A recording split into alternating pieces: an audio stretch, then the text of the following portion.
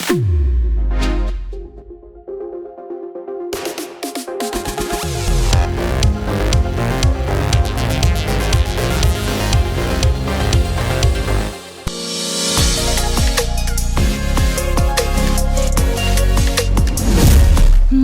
കാട്ടി മയക്കിടല്ലേ, മാനത്തോടെ നടത്തിടല്ലേ, കാതിലിന്നു ചൊന്നതെല്ലാം നേരാണോ? എനിക്കൊരു മോളാണ് സർഗ, അവള് 4 വയസ്സായി. എനിക്ക് സത്യം പറഞ്ഞെങ്കിൽ അനിലെ കണ്ടപ്പോ എനിക്ക് തോന്നിയില്ല കല്യാണം കഴിഞ്ഞ ചോദിക്കണ്ടേ, സ്റ്റിൽ ലുക്കിംഗ് വെരി യങ്. അപ്പൊ കുഞ്ഞിളം വാവേ കഥ കേട്ട് മെല്ലെ മിഴി പൂട്ടി മാറിൻ ചൂടിൽ ഉറങ്ങ് ഉറങ്ങ് പൊന്നേ. ഡബിങ് ചെയ്തിട്ടുണ്ട്. ഞാനിപ്പോ അടുത്ത് ചെക്ക്മേറ്റ് എന്ന് പറഞ്ഞ മൂവിയില്, അനൂപ് മേനോൻ സാറിന്റെ മൂവിയില് ഒരു പോർഷൻ, ഇങ്ങനെ നറേഷന്റെ ഒരു പോർഷൻ ഡബ് ചെയ്തിട്ടുണ്ടായിരുന്നു. നേற்று இல்லாத மாற்றம் என்னது, காற்று என் കാതിലേതോ சொன்னது.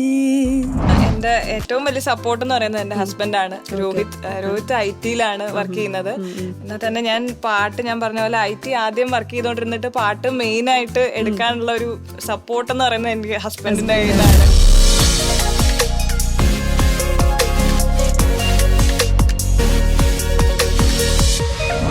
MC ഡിജിറ്റലിലേക്ക് എല്ലാവർക്കും സ്വാഗതം.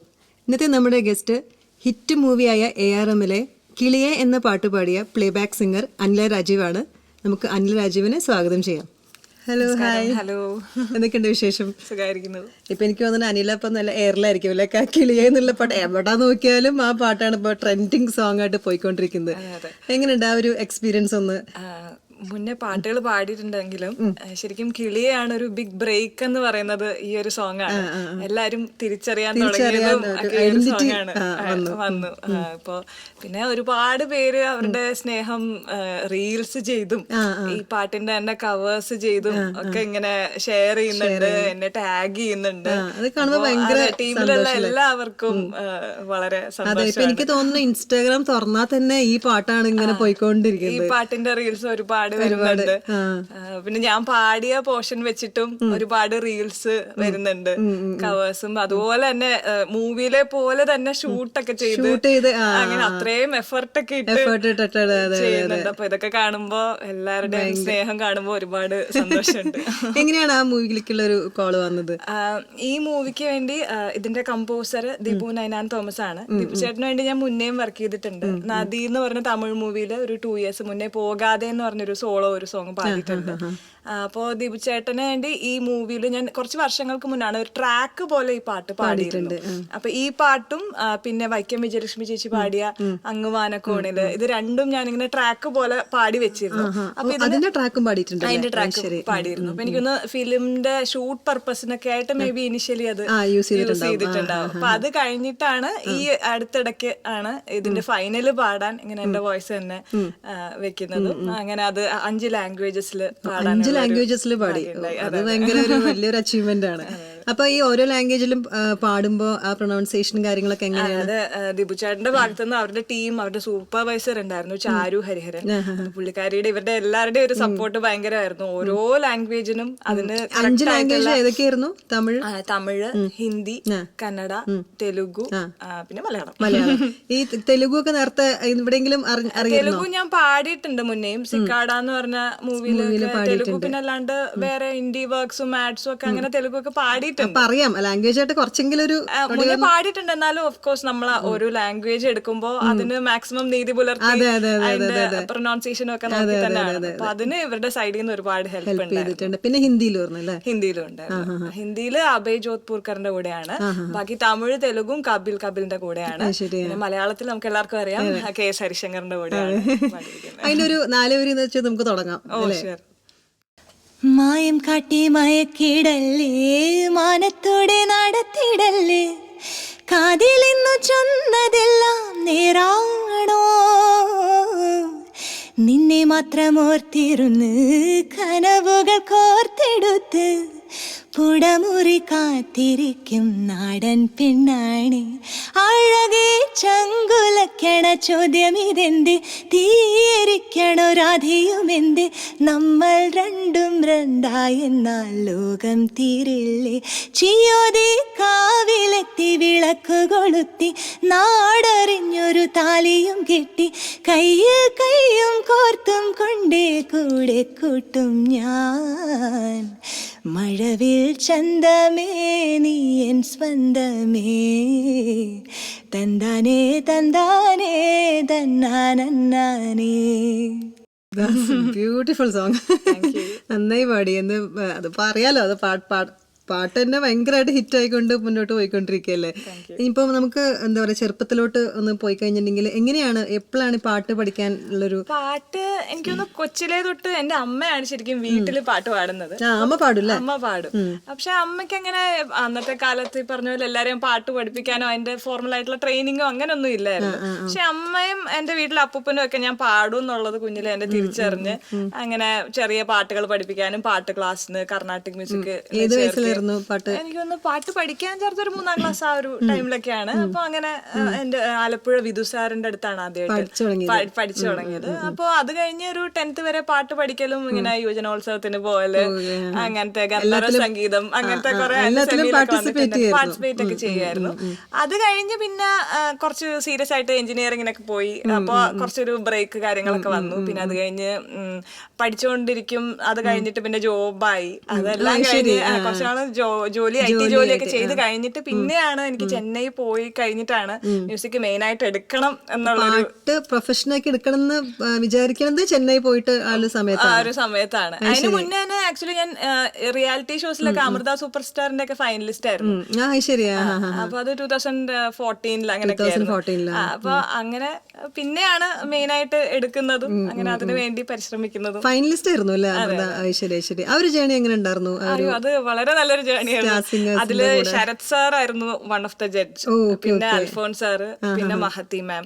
ഇവരുടെ 3 പേരുടെ ഒരു ട്രെയിനിങ് നമുക്കറിയാം. നമ്മുടെ സിംഗിങ്ങിനെ പേഴ്സണലി ഒരുപാട് ഹെൽപ്പ് ചെയ്തിട്ടുണ്ട്. അൽഫോൺസ് സാറൊക്കെ ആയിരുന്നു ഞങ്ങൾക്ക് ട്രെയിനർ.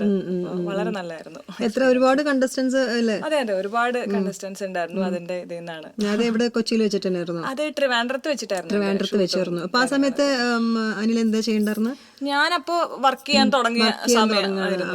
അപ്പൊ പിന്നെ വർക്കും ഇത് നമ്മൾ ഇതൊരു 1 year കൊറേ ഇതായിരുന്നു. അപ്പൊ അതിന്റെ ഇടയ്ക്ക് എല്ലാം ബ്രേക്ക് എടുത്ത് പിന്നെ തിരിച്ചു പോയി. അങ്ങനെ കംപ്ലീറ്റ് ഓട്ടമായിരുന്നു. പിന്നെ കുറച്ചു കാലം കഴിഞ്ഞപ്പോ മനസ്സിലായി ഇത് രണ്ടും കൂടെ കൊണ്ടുപോകാൻ കുറച്ച് ബുദ്ധിമുട്ടാണ്. ആ സമയത്ത് വേറെ എന്തെങ്കിലും ആൽബം സോങ്സോ അങ്ങനെ എന്തെങ്കിലും ചെയ്യുന്നുണ്ടോ? അങ്ങനെ ഇൻഡിപെൻഡന്റ് മ്യൂസിക് കാര്യങ്ങളൊക്കെ ചെയ്യുന്നുണ്ടായിരുന്നു. പിന്നെ ആദ്യത്തെ സോങ് ഞാൻ പാടിയത് എം ജയചന്ദ്രൻ സാറിന് വേണ്ടിയിട്ടാണ്, സിനിമയിലേക്കുള്ളത്. അത് എങ്ങനെയാ വെച്ചാല് ഞാൻ ആലപ്പുഴയാണ് എന്റെ ശരിക്കും നാട്. അപ്പോ ഫാസിൽ സാറ് വളരെ യാദൃശ്ചികമായിട്ട് എന്റെ അച്ഛൻ ഫാസിൽ സാറിനെ ഇങ്ങനെ മീറ്റ് ചെയ്യും. മോള് പാടും എന്നുള്ളത് ഇങ്ങനെ പറയും. ഒരു ദിവസം സാറിന്റെ വീട്ടിൽ പോയി പാടി ഒക്കെ കേൾപ്പിച്ചു. അപ്പൊ ഇങ്ങനെ ഒരു പാട്ടുണ്ട്, എം ജയചന്ദ്രൻ സാറിന് ഇഷ്ടമാവുകയാണെങ്കിൽ നമുക്ക് നോക്കാം എന്നുള്ളത്. അപ്പൊ അങ്ങനെ സാറിന്റെ അടുത്ത് പോയി പാടി. അത് വളരെ യാദൃശ്ചികമായിട്ട് കിട്ടിയ ഒരു ഫസ്റ്റ് ഓപ്പർച്യൂണിറ്റി ആയിരുന്നു. I am always thankful to both of them. ഏത് ഫിലിം ആയിരുന്നു അത്? ലിവിംഗ് ടുഗദർ, കുട്ടിക്കുറുമ്പ എന്നുള്ളൊരു.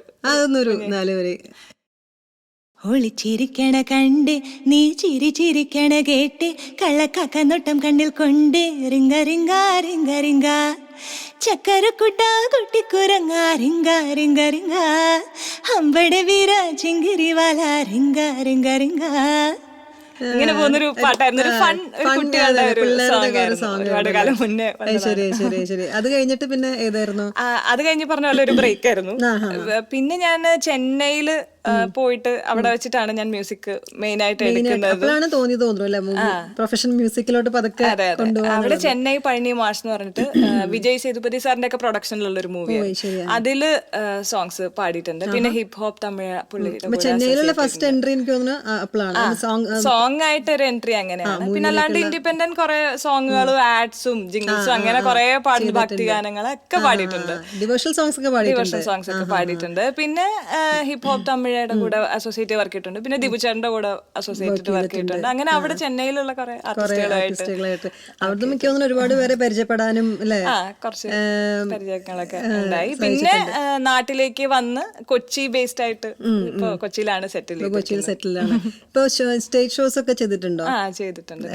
ഫ്രീലാൻസ് ആയിട്ട് അങ്ങനെ പല ബാൻഡ്സിന്റെ കൂടെ പുറത്ത് പോയിട്ടൊക്കെ പുറത്തു പോയി അങ്ങനെ അധികം ചെയ്തിട്ടില്ല. അപ്പൊ ബാൻഡ്സിന്റെ കൂടെയാണ്. ഇപ്പൊ സ്വന്തമായിട്ട് എന്തെങ്കിലും ബാൻഡ് അങ്ങനെ വല്ലതും സ്വന്തമായിട്ട് ബാൻഡ് ഇതുവരെ ഫോം ചെയ്തിട്ടില്ല. ഭാവിയില് മേ ബി അതിന്റെ പണിപ്പുരയിലാണെന്ന് പറഞ്ഞാൽ. കവർ സോങ്സ് ആണ് കൂടുതലും ചെയ്യുന്നത്. കവർ സോങ്സ് ഒരുപാട് ചെയ്തിടാൻ ഇഷ്ടമാണ്. ഒരുപാട് ആർട്ടിസ്റ്റുകളായിട്ട് അസോസിയേറ്റ് ചെയ്ത് അങ്ങനെ എന്റെ ചാനലിലും കാര്യങ്ങളൊക്കെ ചെയ്യാറുണ്ട്. അതേപോലെ മലയാളം, തമിഴ് എല്ലാം ചെയ്യുന്നുണ്ട് അതോ? എല്ലാ ഭാഷയിലും ചെയ്യാറുണ്ട്. പിന്നെ എനിക്കെന്ന് വെച്ചാൽ ഇപ്പൊ കവർ സോങ്സ് പറയുമ്പോ നമ്മുടെ ഒരു പ്രസൻസ്, ഒരു സോങ്ങിനെ നമ്മൾ എടുത്ത് നമ്മുടേതായിട്ടുള്ള രീതിയിൽ പാടി, നമ്മളെ കൊണ്ട് പറ്റുന്ന പോലെ മാക്സിമം നീതി പുലർത്തി പാടി, അങ്ങനെ ഒരു ഇതാണ്. ഇപ്പൊ എം ജയചന്ദ്രൻ സാറിന്റെ കൂടെ ഫസ്റ്റ് എന്ന് പറഞ്ഞില്ല, ഇപ്പൊ സാറിന്റെ കൂടെയുള്ള ആ ഒരു റെക്കോർഡിംഗ് മൊമെന്റ് ഒക്കെ ഒന്ന്. അത് റെക്കോർഡിംഗ് മൊമെന്റ് എന്താ പറയാ, സാറിനെ പോലെ ഇത്രയും സീനിയർ ഉള്ള ഒരാളുടെ കൂടെ വർക്ക് ചെയ്യുന്നതെന്ന് പറയുമ്പോ തന്നെ കുറച്ച് ഹാർട്ടിഡിയൊക്കെ ഉണ്ടായിരുന്നു. അത് മാത്രമല്ല ഫസ്റ്റ് ടൈം നമ്മൾ സ്റ്റുഡിയോയിൽ പോകുന്ന എക്സ്പീരിയൻസ് ആയിരുന്നു. പക്ഷെ സാറ് വളരെ കൂളായിരുന്നു, വളരെ നന്നായിട്ട് പറഞ്ഞൊക്കെ തന്ന് വളരെ കാര്യമായിട്ട് പറഞ്ഞു തന്നു. ആദ്യം അതിന്റെ 2 സ്റ്റാൻസ് എടുത്തു, പിന്നെ അത് അവർക്ക് ഇഷ്ടമായി ഉറപ്പിച്ചിട്ടാണ് ബാക്കി ചരണവും കൂടെ. അപ്പൊ തന്നെ അവിടെ നിന്ന് തന്നെ പഠിപ്പിക്കായിരുന്നു? അത് അവിടെ നിന്ന് തന്നെ പഠിപ്പിക്കായിരുന്നു. നേരത്തെ സോങ് അയച്ചതിട്ട് അങ്ങനെയൊന്നുമല്ല, അപ്പൊ തന്നെ പഠിച്ചു അങ്ങനെ പാടുമായിരുന്നു.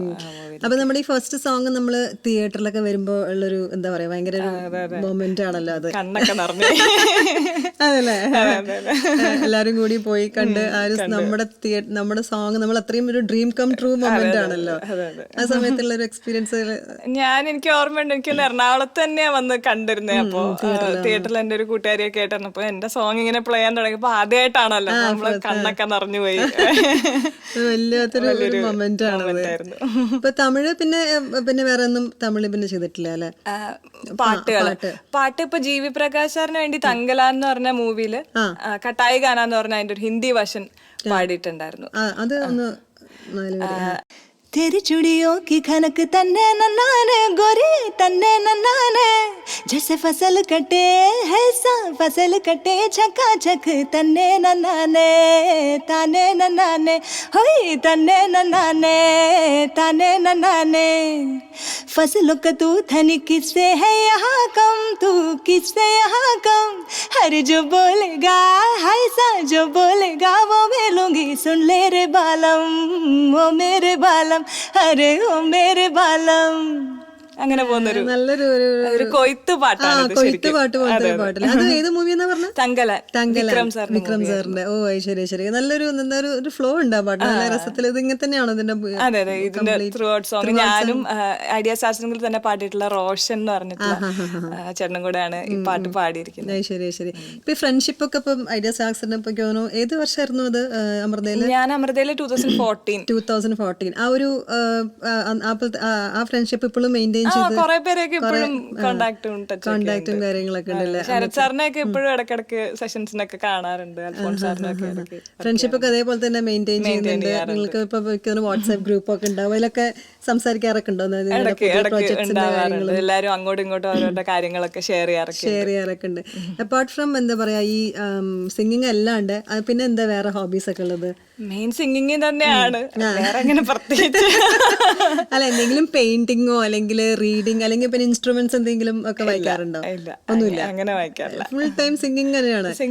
അപ്പൊ ഏത് ടൈപ്പ് ഓഫ് സോങ്സ് കേൾക്കാനാണ് കൂടുതൽ ഇഷ്ടം? എല്ലാം കേൾക്കാറുണ്ട്. എനിക്കൊന്ന് കൊച്ചിലെ തൊട്ടുള്ള ഒരു ഹാബിറ്റ് കൂടുതൽ ഹിന്ദിയോട് താല്പര്യം. ലതാജിയുടെ പാട്ടുകളൊക്കെ അങ്ങനെ കേൾക്കുമായിരുന്നു. പിന്നെ ഒബ്വിയസ്ലി ചിത്ര ചേച്ചിയുടെ അങ്ങനത്തെ നേരിട്ട് കാണാനുള്ള ഒരു ചാൻസ് കിട്ടിയിട്ടുണ്ട്. എങ്ങനെയായിരുന്നു ആ ഒരു അനുഭവങ്ങളൊക്കെ? 1-2 തവണ ഫംഗ്ഷൻസിൽ വെച്ച് അങ്ങനെയൊക്കെ കണ്ടിട്ടുണ്ട്. കൃഷ്ണ എന്ന് പറഞ്ഞ സ്റ്റുഡിയോയില് ഞാൻ ചിത്ര ചേച്ചി ഇങ്ങനെ വരുന്ന കണ്ടിട്ട് എല്ലാരെയും പോലെ ഞാനും എന്തോ ഒരു വർക്കിന് അവിടെ പോയതാണ്. കാണാനായിട്ട് ഞാനിങ്ങനെ വെയിറ്റ് ചെയ്യായിരുന്നു. അപ്പോ ചിത്ര ചേച്ചി ശരിക്കും ഞാനിങ്ങനെ ഫസ്റ്റ് ടൈം കാണാൻ പോണത്? അല്ല, അതിന് മുന്നേ കണ്ടിട്ടുണ്ട്. പക്ഷെ നമ്മള് പരിചയപ്പെടണം എന്നുള്ളൊരു ആഗ്രഹത്തിൽ നിൽക്കായിരുന്നു. അപ്പോ ചിത്ര ചേച്ചി സത്യം പറഞ്ഞാൽ ഞാനിങ്ങനെ വെയിറ്റ് ചെയ്യുന്ന കണ്ട് എന്നെ പാടാനായിട്ട് അകത്തേക്ക് വിളിച്ചു. എനിക്കൊന്ന് ചേച്ചിനെ കണ്ടിട്ട് പോകണം എന്നുള്ള ഒരു ആഗ്രഹം ഉണ്ടായി. ചേച്ചി അത് മനസ്സിലാക്കി എന്നെ വിളിച്ച് ഓൾ ദ ബെസ്റ്റ് ഒക്കെ പറഞ്ഞിട്ട് ആ തിരക്കിനിടയിൽ അവരെ പോലെ ആൾക്കാരെ കാണുമ്പോഴാണ് നമ്മൾ എന്താണ്, ഏത് ലെവലിലാണ്, എത്ര ഹമ്പിളാന്നുള്ള കാര്യങ്ങളൊക്കെ മനസ്സിലാക്കാൻ പറ്റും. ചേച്ചി എന്നെ വിളിച്ച് ഓൾ ദ ബെസ്റ്റ് ഒക്കെ തന്നിട്ട് വിട്ടു. മനസ്സിലായി ഞാൻ ചേച്ചീനെ കാണാനായിട്ട് അവിടെ വെയിറ്റ് ചെയ്യാന്ന്. ചേച്ചിക്ക് അത് ഓർമ്മ ഉണ്ടാവുന്ന അറിയില്ല, പക്ഷെ എനിക്കത് വളരെ വലിയൊരു ലെസൺ ആയിരുന്നു. സത്യം ചേച്ചിനെ കാണാൻ പറ്റുക, ചേച്ചിയുടെ കൂടെ കുറച്ചേരം സ്പെൻഡ് ചെയ്യാൻ പറ്റുക പറഞ്ഞാൽ നമ്മുടെ ലൈഫിലെ ഒരു ഏറ്റവും വലിയൊരു ഭാഗ്യമായിട്ട് കാണുന്നു. പിന്നെ വേറെ സ്റ്റേജ് പെർഫോമൻസ് ഒക്കെ ആർട്ടിസ്റ്റുകളുടെ കൂടെ ഒക്കെ ചെയ്തിട്ടുണ്ട്? കുറച്ചൊക്കെ അങ്ങനെ. ഞാൻ ഒരുപാട് അങ്ങനെ എക്സ്റ്റെൻസീവ് ആയിട്ട് പോയിട്ടില്ല. ഇനിയിപ്പോ ഷോസ് കുറച്ച് വരുന്നുണ്ട്. അതെ അല്ലേ. ഇനിയിപ്പോ അത് അപ്കമിങ് പ്രോജക്ട്സ് ഒക്കെ എന്താണ്? കുറച്ച് പാടിയിട്ടുണ്ട്. അതിങ്ങനെ മൂവീസ് കാര്യങ്ങളൊക്കെ പാടിയിട്ടുണ്ട്. റിലീസിന് വേണ്ടി വെയിറ്റ് ചെയ്യാണ്. കവർ സോങ്സിന് വേണ്ടി എനിക്ക് തോന്നുന്നത് ഈ voice modulation, voice make over ഒക്കെ എന്തെങ്കിലുമൊക്കെ ചെയ്യാറുണ്ടോ? ഞാൻ ഇൻസ്റ്റയിൽ ഞാൻ കുറച്ച് വീഡിയോസ് കണ്ടതിലൊക്കെ ഓരോന്നിനും ഓരോ ഞാൻ വേഴ്സറ്റൈലായിട്ട് പല രീതിയിൽ നോക്കുന്നുണ്ട്, ട്രൈ ചെയ്യാറുണ്ട് അങ്ങനെ. പിന്നെ വേറെ കവർ സോങ്സ് എന്ന് പറയുമ്പോൾ എനിക്കുള്ളൊരു ബാൻഡ് ഉണ്ട്, മാത്ര എന്നാണ് ആ ബാൻഡിന്റെ പേര്. അത് ഫോറിനിലുള്ള ഒരു ഗിറ്റാറിസ്റ്റ് ഉണ്ട്, റോമൻ അർസഫിസ് എന്ന് പറഞ്ഞിട്ട്, അർമേനിയൻ ഗിറ്റാറിസ്റ്റ് ആണ്. പിന്നെ ഡ്രമ്മർ സെർബിയ എന്നുള്ള മിലൻ എന്ന് പറഞ്ഞിട്ട് ഒരു ഡ്രമ്മർ ഉണ്ട്. പിന്നെ ഞാനും. ഞങ്ങൾ കോവിഡ് ടൈമിൽ ഇങ്ങനെ ഫോം ചെയ്താണ്, ഓൺലൈനിലായിട്ട് ഫോം ചെയ്ത ഒരു ബാൻഡാണ്. അപ്പൊ കണ്ണോട് കാണുമ്പോഴെല്ലാം എന്ന് പറഞ്ഞ പാട്ടിന്റെ ഒരു മെറ്റൽ വേർഷൻ, മെറ്റൽ ഗിറ്റാറിസ്റ്റ് ആണ്, മെറ്റൽ ആർട്ടിസ്റ്റുകളാണ്. അപ്പൊ അവര് മെറ്റൽ വേർഷൻ അത് ക്രിയേറ്റ് ചെയ്ത് അത് ഈ ജയിലർ എന്ന് പറഞ്ഞ മൂവി ഇറങ്ങിയപ്പോ ഈ കണ്ണോട് കാണുമ്പോഴെല്ലാം സോങ് ഒന്നുകൂടെ വരികയും ആ റീൽസ് ഒരുപാട് ഇൻസ്റ്റാഗ്രാമിലൊക്കെ വൈറലാവുകയും, ഇനി മാത്രം എന്ന് പറഞ്ഞ ബാൻഡ് അങ്ങനെ ഇടയ്ക്കിടയ്ക്ക് നമ്മുടെ പാട്ടുകളെ എടുത്ത് മെറ്റൽ രീതിയിൽ അറേഞ്ച് ചെയ്ത് ഇറക്കുകയും അങ്ങനെ ഇപ്പൊ റീസെന്റ് ആയിട്ട് അങ്ങനെയാണ് ഇപ്പൊ ചെയ്തുകൊണ്ടിരിക്കുന്നത്. അതപ്പോ ഞാൻ നോക്കുന്ന ചില മ്യൂസിക് വീഡിയോസിലൊക്കെ കാണാം, വോയിസിന് ഭയങ്കരമായിട്ട് ഇങ്ങനെ ഒരു പറ്റുന്ന അതേ ടൈപ്പ് ഓഫ് മോഡുലേഷൻസ് കൊടുത്തിട്ട് ചേഞ്ചസ് ഒക്കെ വരുത്തിയിട്ടൊക്കെ അല്ലേ പാടുന്ന ചിലതിലൊക്കെ? ചെസ്റ്റ് വോയിസും ഹെഡ് വോയിസും രണ്ടും ട്രൈ ചെയ്യാറുണ്ട്.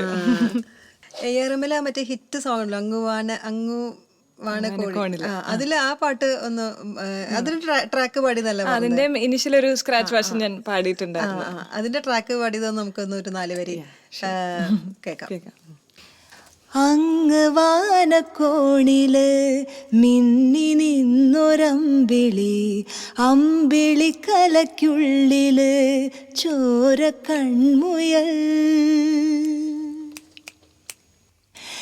ഇങ്ങ് നീലത്തുരുത്തില് നീർപ്പരപ്പിൽ നിഴലിടും, അമ്പിളി കലയ്ക്കുള്ളില് ആമക്കുഞ്ഞനോ, ആമക്കുറുമ്പനെന്ന് നെഞ്ചത്ത് വെറ്റില ചെല്ലവുമായി താനെ വലിഞ്ഞുകേറി തുരുത്തിൽ എങ്ങോ പതുങ്ങിയല്ലോ, താരക്കൊളുത്തുള്ളൊരാ ചേലൊക്കും വെറ്റില ചെല്ലത്തിലോ, ഭൂമിയെ പാടെ മൂടും അത്രയും വെറ്റിലയിട്ടു വയ്ക്കാം കുഞ്ഞിളം വാവേ, കഥ കേട്ട് മെല്ലെ മിഴി പൂട്ടി മാറിൻ ചൂടിൽ ഉറങ്ങ് ഉറങ്ങ് പൊന്നേ, തളരാതെ ഓമൽ ചിരിയോടെ കൊഞ്ചി കളിയാടി വളര് വളര്. ബ്യൂട്ടിഫുൾ. കാരണം എനിക്ക് തോന്നുന്നു ഇപ്പം ഇൻസ്റ്റാഗ്രാം പറഞ്ഞ പോലെ ഇപ്പൊ തുറന്ന ഈ 2 പാട്ടുകളാണ് ഇങ്ങനെ ട്രെൻഡിങ് സോങ് ആയിട്ട്. ആര് റീൽസ് ഇട്ടാലും അല്ലെ, ഇതിപ്പം അമ്മയും കുഞ്ഞായിട്ടുള്ള റീൽസ് ഇട്ടാലും അങ്ങനെ വളരെ ഒരു വൈറലായിട്ട് അതിന്റെ ഒരു ഭാഗമാവാൻ കഴിയാന്ന് പറയണത് തന്നെ ലൈഫിലെ വലിയൊരു. ലിറിസിസ്റ്റ് മനു മഞ്ജിത്ത്, അദ്ദേഹത്തിനും വളരെ വലിയൊരു ക്രെഡിറ്റ്. മനോഹരമായിട്ടുള്ള വരികളാണ് കിളിയേക്കും ഈ പാട്ടിനും. പിന്നെ അതിന്റെ കമ്പോസിംഗിന്റെ കാര്യം പറയണ്ട, ദിപു നൈനാൻ തോമസ്, അദ്ദേഹത്തിന്റെ മലയാളത്തിലേക്കുള്ള ഒരു കംബാക്ക് മൂവി കൂടെ ആയിരുന്നു AR. ഇപ്പം നേരത്തെ പറഞ്ഞു ഹോബീസ് പാട്ട് കേൾക്കൽ തന്നെയാണ് മെയിൻ ഹോബി. മെയിനായിട്ട് അതൊക്കെ തന്നെയാണ്. അപ്പൊ നമുക്ക് പോവാറുണ്ട് ഇടയ്ക്ക്. അതെ അല്ലെ, സോളോ ട്രിപ്പ് ആണോ അതോ ഫ്രണ്ട്സ് ഫാമിലി ആയിട്ടൊക്കെ. അപ്പൊ ലേറ്റസ്റ്റ് പോയ ട്രിപ്പ് ഏതായിരുന്നു? ലേറ്റസ്റ്റ് പോയത് തേക്കടിയാണ്. Okay okay. അല്ല, നമ്മൾ ഈ സ്ട്രെസ്ഫുൾ ആയിട്ടിരിക്കുന്ന സമയം ഓരോ മൂഡ് അനുസരിച്ച് നമുക്കിങ്ങനെ ചില ദിവസങ്ങൾ വീക്ക് അല്ലെങ്കിൽ ടയേർഡ് ആയിരിക്കുന്ന സമയത്ത് ഏത് മോഡ് ഓഫ് സോങ്സ് കേൾക്കാനാണ് ഇഷ്ടം? മെലഡി അല്ലെങ്കിൽ എങ്ങനെ റൊമാൻറ്റിക്കോ അല്ലെങ്കിൽ എന്തെങ്കിലും? മെലഡീസ് കേൾക്കാറുണ്ട് അങ്ങനെയൊക്കെ ഇരിക്കുമ്പോ. ഗസൽസ് ഒക്കെ ഇഷ്ടമാണോ? ഗസൽസും ഇഷ്ടമാണ്. അങ്ങനെ പല ഇത് കേൾക്കാറുണ്ട്, പല ടൈപ്പ് കേൾക്കാറുണ്ട്. സത്യം പറഞ്ഞാൽ ട്രാവൽ ചെയ്യുമ്പോഴായിരിക്കും ചിലപ്പോ അങ്ങനെ അങ്ങനെയൊക്കെ കേൾക്കുന്നത് കൂടുതലും. ഏറ്റവും കൂടുതൽ ഇൻഫ്ലുവൻസ് ചെയ്ത സിംഗർ ആരാണ്? അങ്ങനെ ചോദിച്ചാൽ ഒരുപാട് പേരുണ്ട്. അതൊരു ടഫ് ക്വസ്റ്റ്യൻ ആണ്. പെട്ടെന്ന് മനസ്സിലാവുമ്പോ ആരുടെ സോങ്സ് കൂടുതൽ കേൾക്കുക?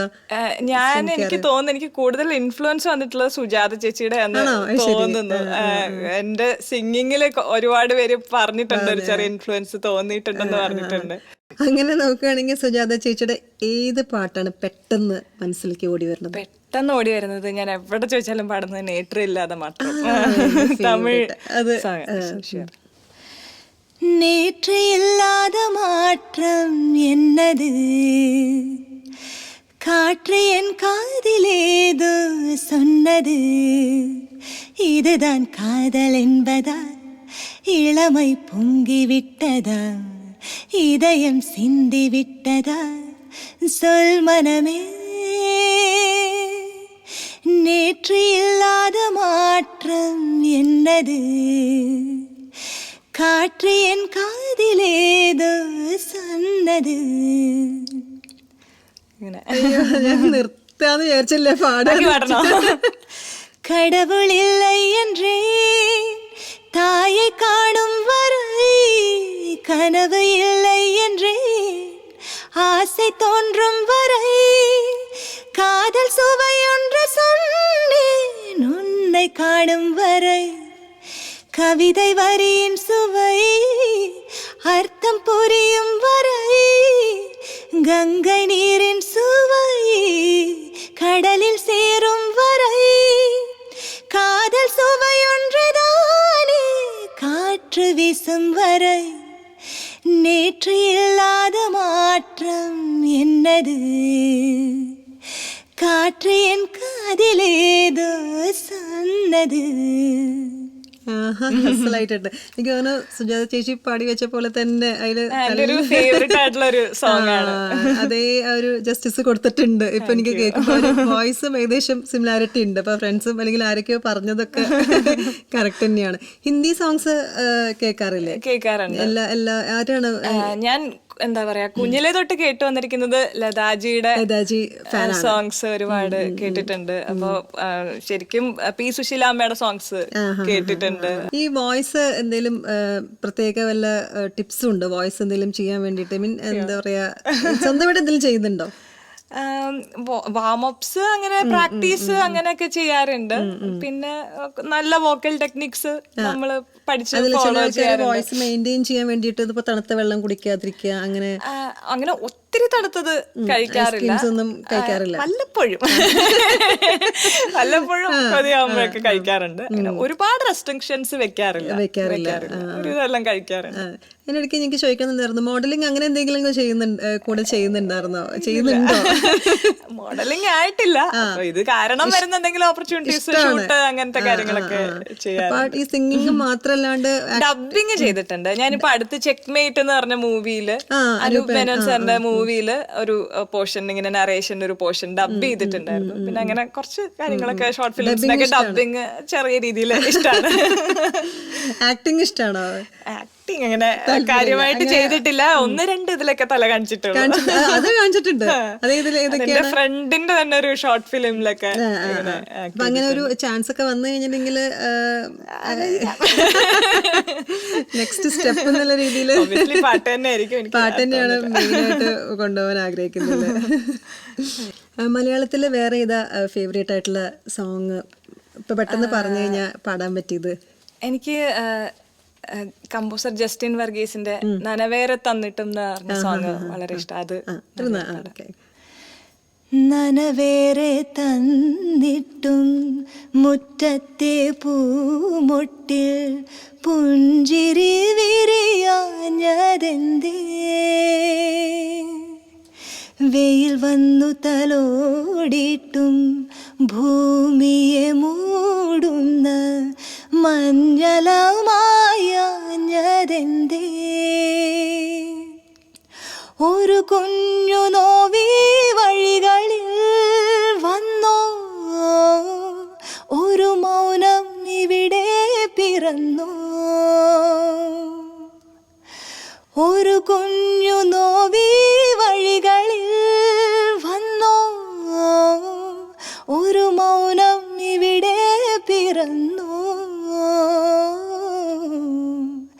നനവേറെ തന്നിട്ടും മുറ്റത്തെ പൂമൊട്ടിൽ പുഞ്ചിരി വിരിയാഞ്ഞതെന്തേ? നല്ലൊരു മെലഡി അല്ലേ? എനിക്ക് തോന്നുന്നു ഏത് മൂഡിലും കേൾക്കാൻ പറ്റിയ ഞാൻ ഒരുപാട് കേൾക്കുന്ന ഒരു പാട്ടാണല്ലേ? ശരി ശരി. എന്തെങ്കിലും ഇംഗ്ലീഷ് അങ്ങനത്തെ വെസ്റ്റേൺ ടൈപ്പ് പാട്ടുകളൊക്കെ കേൾക്കാറില്ലേ? കുറച്ച് അഡേലിന്റെ ഒക്കെ സോങ്സ് ഒക്കെ കേൾക്കാറുണ്ട്. കുറച്ച് കേൾക്കാറുണ്ട്. അല്ലാണ്ട് പിന്നെ ഈ അറബിക് സോങ്സ് അങ്ങനെ അറബിക്ക് കുറവാണ്. ഞാൻ പിന്നെ ഹിന്ദുസ്ഥാനി അങ്ങനെയൊക്കെ കുറച്ച് ഡിവോഷണൽ സോങ്സ് പാടിയെന്ന് പറഞ്ഞിരുന്നല്ലോ, അത് ഏതെങ്കിലും അറിയാമോ? ഓർത്ത് വെക്കുകയാണെങ്കിൽ പാടിയത്. എന്റെ ഗുരുനാഥൻ ഈണം നൽകിയ ഒരു ഡിവോഷണൽ നമുക്ക് ഗുരുനാഥന് വേണ്ടി ഡെഡിക്കേറ്റ് ചെയ്ത് പാടാം. ആലപ്പി വിധു എന്നാണ് സാറിന്റെ പേര്. സാറിന് വേണ്ടി ഡെഡിക്കേറ്റ് ചെയ്ത്. ഓക്കെ.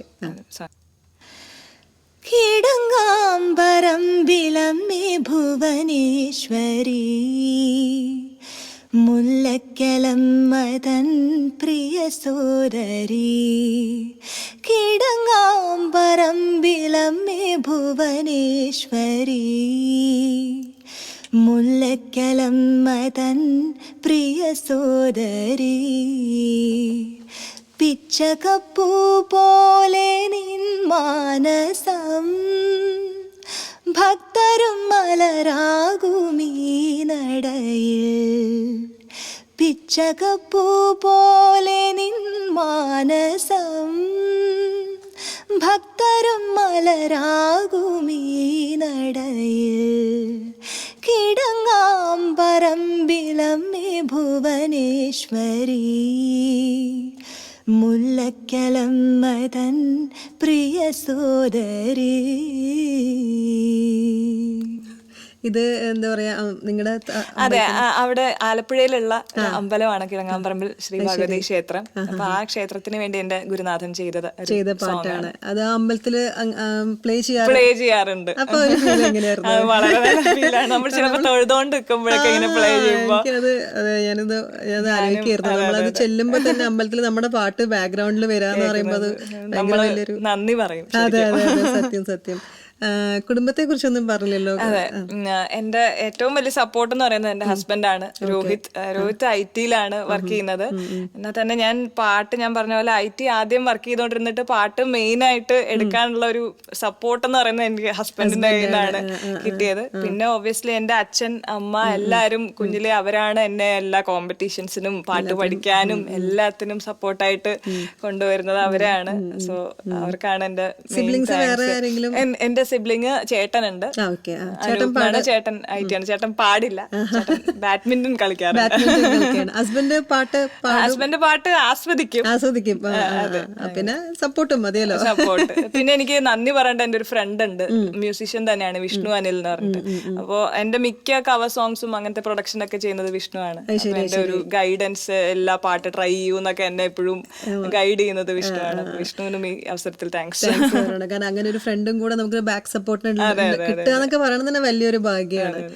മക്കള്? എനിക്കൊരു മോളാണ്, സർഗ. അവള് 4 വയസ്സായി. എനിക്ക് സത്യം പറഞ്ഞെങ്കിൽ അനിലെ കണ്ടപ്പോ എനിക്ക് തോന്നിയില്ല കല്യാണം കഴിഞ്ഞ ചോദിക്കണ്ടേ, സ്റ്റിൽ ലുക്കിംഗ് വെരി യങ്. അപ്പൊ അതുകൊണ്ട് ഞാൻ കോളേജ് പഠിക്കുകയായിരിക്കും, കല്യാണം കഴിഞ്ഞിട്ടുണ്ടാവില്ല എന്നുള്ളൊരു ഇതിലായിരുന്നു. പക്ഷെ എന്താണെങ്കിലും ആ ഒരു ലുക്സ് എപ്പോഴും മെയിൻറ്റെയിൻ ചെയ്യും. നമ്മള് ഇപ്പം വൈൻഡ് അപ്പ് ചെയ്യാനുള്ള സമയമായി. അപ്പോൾ ഒരുപാട് സന്തോഷം ഇത്രയും തിരക്കിൻ്റെ ഇടയിൽ വന്നിട്ട് ഒരുപാട് കാര്യങ്ങൾ പറഞ്ഞു തന്നു, പുതിയ പുതിയ വിശേഷങ്ങൾ പറഞ്ഞു തന്നു. ഇനിയും അപ്കമിങ് ഒരുപാട് നല്ല പ്രൊജക്ട്സ് ഉണ്ടാവട്ടെ. എല്ലാ വക ബ്ലെസ്സിങ്സും വിഷസും നേരുന്നു. Thank you so much. Thank you. എന്നെ ഇങ്ങനെ ഒരു പ്രോഗ്രാമിൽ ഇൻവൈറ്റ് ചെയ്തതിന് ഒരുപാട് നന്ദി. MC ഓഡിയോസിന് ഒരുപാട് thanks. Okay, thank you so much. Thank you.